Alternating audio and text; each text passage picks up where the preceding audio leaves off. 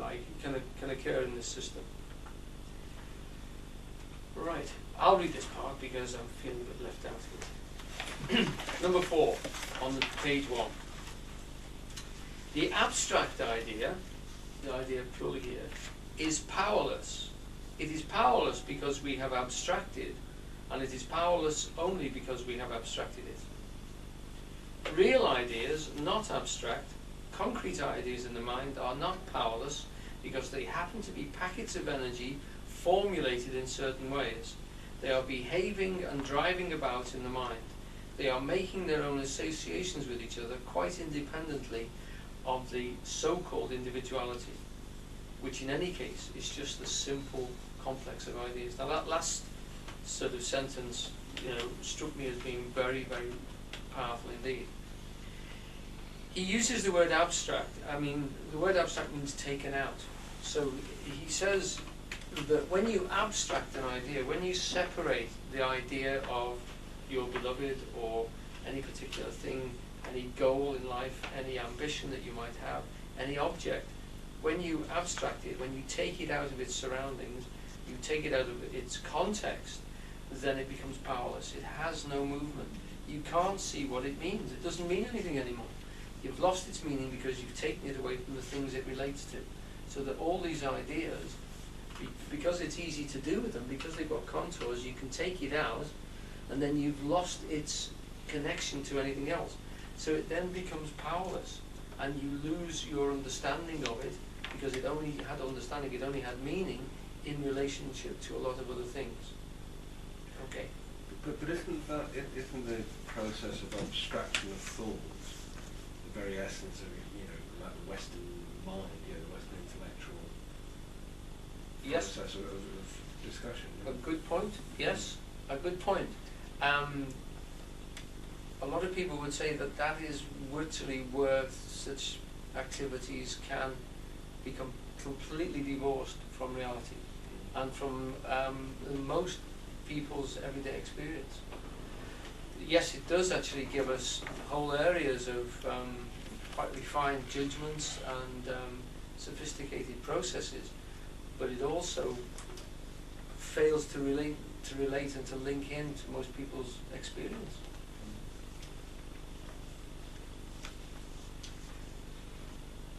The reason for that, I think, is probably what's going to come up next, because the next thing that Eugene talks about is the fact that if you can do that, then you can quite clearly separate, this thing can quite clearly separate these processes. Don't forget, we are actually thinking this at the moment, so we're in the head discussing these ideas. Even this is a contoured shape, it's being described here. There's very important fuzzy sounding words here which give it a great deal of impact.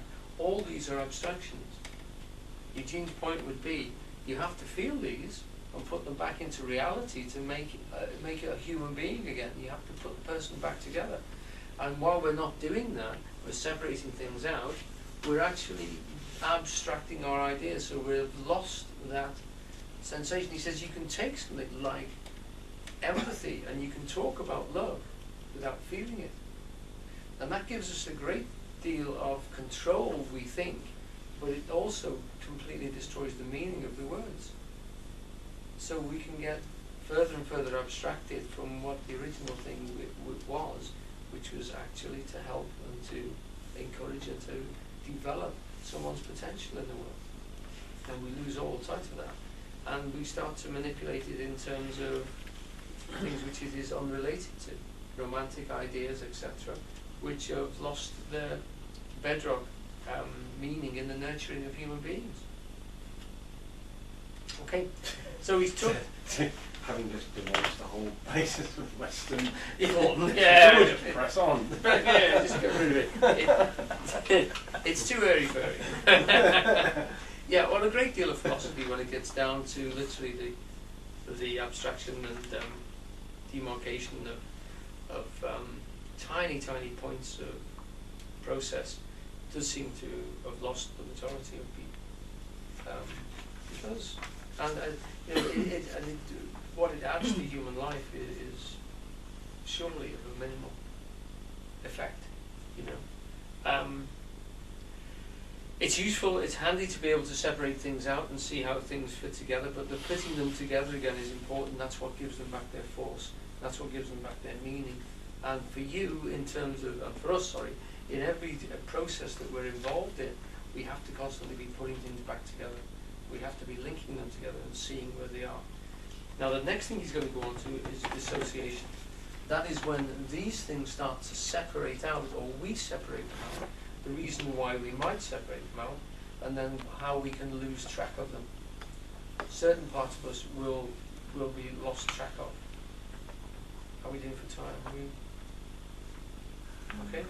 Yeah. Yep, right. I'd just like to go on and introduce this idea of dissociation before we even have a stop or discuss other things. Okay. Have we anyone who'd like to read? Okay, Pam, if you read this part. Yeah. As soon as discomfort arises, then the child tries to avoid the negative emotion from the experience. In other words, it tries to push it out of consciousness, but whilst it is doing so, it also is trying to retain in consciousness the visual image of the form to be avoided. In other words, we try to sharpen our formal awareness and get rid of negative emotions associated with the form we are trying to retain. We want to lose the painful part of the experience and have a very clear image of what caused it, so that we can dodge it in the future.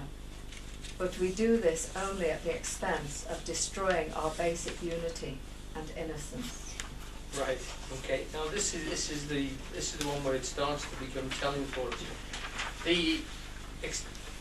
The example Eugene gives is a small child who would really like to buy some sweets, and his mother realizes he's had too many sweets, so she puts the blockers on, and not only does she put the blockers on, but she wants him to change his mind so that he doesn't even want them. So he gets told off, not just for wanting the sweets, but even for wanting to want them. And that when this happens, he hasn't just got to not buy the sweets, but he's got to even look as if he doesn't want them. And that's when he really starts to tie him in knots, because the mother is looking for tiny little twitches in his face, etc., which is telling her that he doesn't even like the idea of going without the sweets. Now, what Eugene says is tying the poor kid in knots, because the levels of this get really quite sophisticated. Not only must he not go to the shop and spend the money, he mustn't even look as if he's going to, and he mustn't even be depressed about it at all. Otherwise, his mum's going to sort of impose more and more sanctions on him.